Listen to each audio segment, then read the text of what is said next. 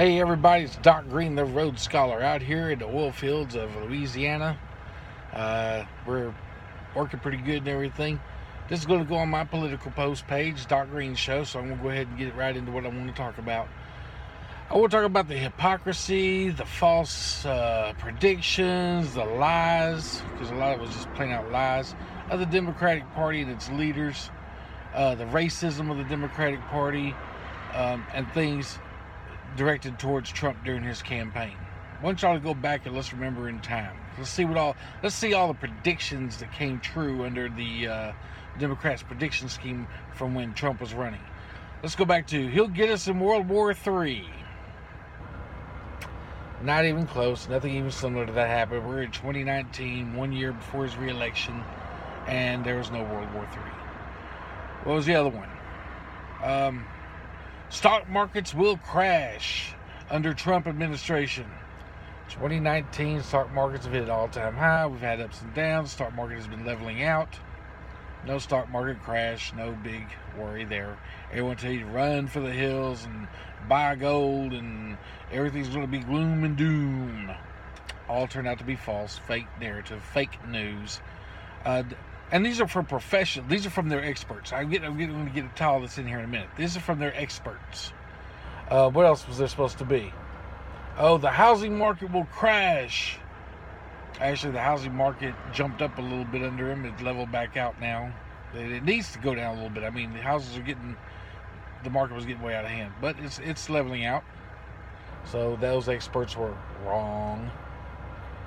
You even had someone say, well, Trump will bring up he's a racist and he said the N-word and stuff. Remember Omarosa was supposed to come out there with that big drop the secret thing, and everyone tuned into the View that day, and nothing. It was a lie. She didn't have anything, didn't release anything, didn't tell anyone anything. Even Whoopi Goldberg kind of got pissed off. She thought she had the goods. Another lie by the Democratic Party.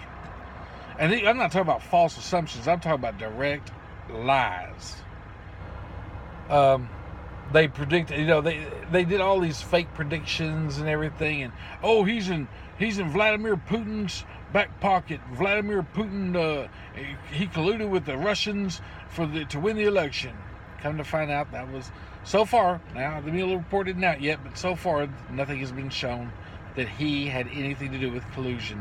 Now, his party members did some things illegal with the Russians, and he immediately dismissed them, fired them. Even his attorney Cohen, he tried to seek a presidential pardon for what he did, and Trump could have easily done it. Trump denied it. Didn't give him anything. You broke the law, you go do your time. Then they said, well, he had Russian collusion. First of all, let's go back to that Russian collusion thing here just a second. It was Hillary Clinton who paid for the dossier, a unverifiable dossier that the FBI used to get a FISA warrant to spy on a candidate. Now, she's the one who bought the fake dossier from the Russians. She was the one who colluded with the Russians. No one wants to talk about it. Every time you bring that up, Hillary's not even president. Why are you bringing her up? Why are you bringing her up? Because that's who would have been president. She colluded, and she needs to pay the price for it. She also rigged the Democratic primary. She would have been president had Trump not came in and saved the day. So yes, she needs to be brought up on charges. But that will never happen. But the Russia collusion thing, he's a puppet of Vladimir Putin. Well, now that he pulled out of the arms deal treaty with them and everything, they go, he's trying to get us in a war with Russia. You see the narrative here? If it doesn't, they will flip-flop, change everything. They cannot face reality. They have nothing of substantial proof or anything, so they got to constantly make up stories and put them out there. And so far, all have been a lie.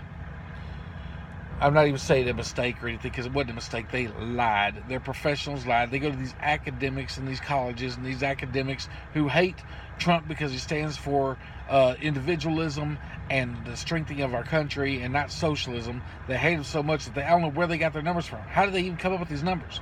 They're too smart to sit here and make a mistake like that. Here's what they came up with. They lied. Point blank, if they're experts, then that means that they're supposed to know, which means they did know, and they lied to you. Then you have them talking about, he's a racist. Well, so far, the Democratic Party in the last, not even 60 days, found 2 of their candidates wearing blackface. Well, he hates women. I'm going to get to tie all this in. 2 of their candidates were wearing blackface. One of their candidates used the word nigger. One of their candidates, a black man, beat his girlfriend into, oblivion. But yet Trump is a racist. The Republicans are the racist, and Trump is a racist. Yet their party continually. What is this new senator, this new Muslim senator that came out and being all anti-Semitic, anti-Semitism against the Jewish people, but the Republicans are the racist. They lied. Here's the funny part. And then they refused to even censor her. After she did all this and everything, they refused to censor her. Then the Democrats want to adopt some little declaration in their party that says hate speech will not be tolerated. Which sounds like common sense. Republicans don't have to do it because we just don't do it, period. So we didn't have to adopt anything like that. But the Democrats have been doing it so much that they have to adopt a resolution saying that hate speech will not be tolerated in their party. Then when they're supposed to vote on it, they get outnumbered by people who want to use hate speech. So many of them who use hate speech said, no, we need to debate this. Can you understand that? They have to debate on whether or not to use hate speech. And yet, we're the racists. So many predictions were made. First failing prediction was Trump will never be president. Boom, he's president. Economy's going to crash. Boom, economy's doing so great. Jobs will be lost. More jobs available than we have people to fill them. It will be he's a racist. It will be harder for blacks to get along in his country. More blacks have better paying jobs than ever in history. More Latinos have more jobs than ever in history, better paying jobs. More women have higher and more jobs than any other time in history. So all of that was a lie. All of that, and I don't care I won't call it straight like everybody is. I'm not going to say they made a mistake or they thought it. No, they knew and they lied. Now they're trying to push this socialism thing on us and tell us how great it is. People, that's a lie too.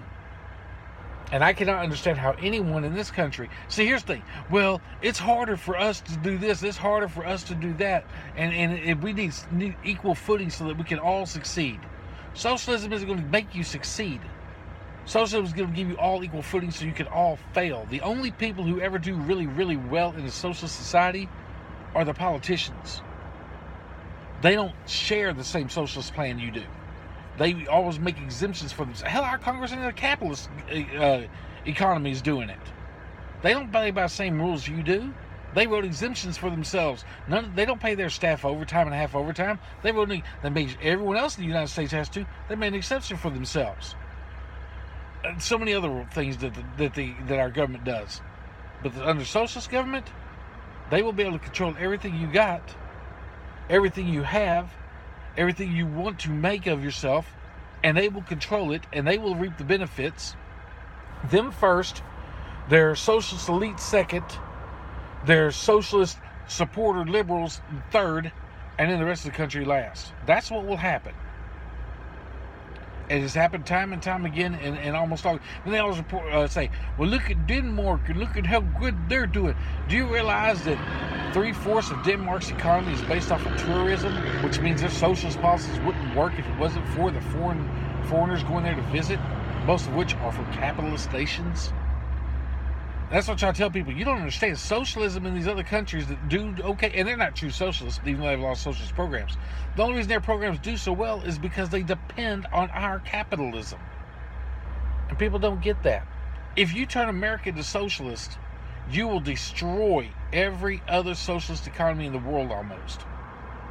The ones that are barely hanging on anyway, doesn't really matter, Venezuela and some of those. But the ones that are doing well, if you turn America socialist, you will destroy them. Even Marx himself said, capitalism creates, socialist doesn't. It never has. It never will. No one's going to want to create more things and better things and new technology and everything just to do it. You want to do it as a benefit. If I make this, I can sell it for that and I can get this. Not under socialists, you can't. So anyone who's backing this socialist idea, the young people have been indoctrinated in the schools to believe in socialism. When I was in school, you were taught to believe in capitalism, but they taught us to be workers, which I don't agree with either. There was very few schools, if any, that taught you to be entrepreneurial or to try to make something for yourself. They told you had the opportunity, but yet they trained you to be a worker. The socialist idea is to teach you to be a worker and never try to achieve anything else outside of that, and to accept the rule of the government, and don't try to want more for your work or for your effort than anyone else gets for their work or effort. To want is wrong in their eyes. So to work harder and try to achieve a better lifestyle is wrong in the socialist eyes. Then you got a lot of people say, well, Barack Obama was the one who got the economy moving.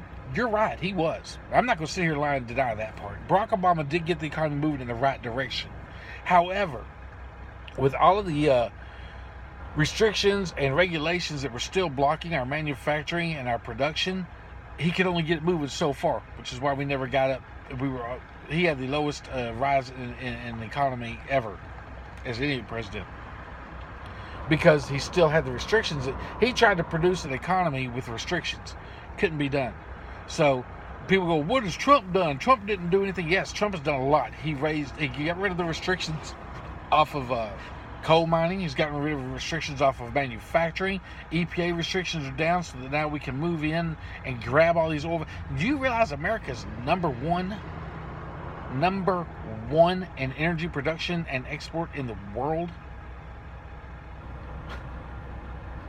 We are no longer handicapped by OPEC. OPEC can no longer tighten their valves and affect our economy.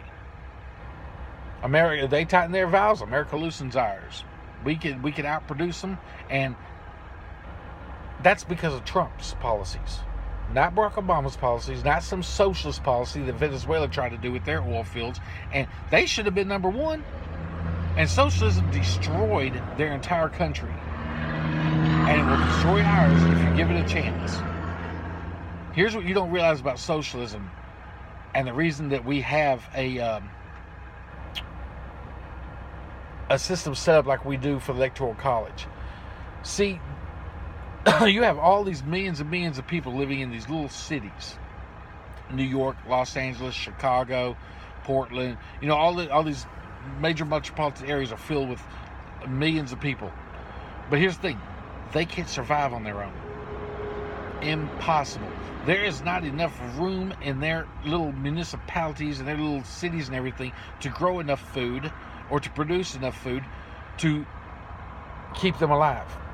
They are dependent on the rest of the country.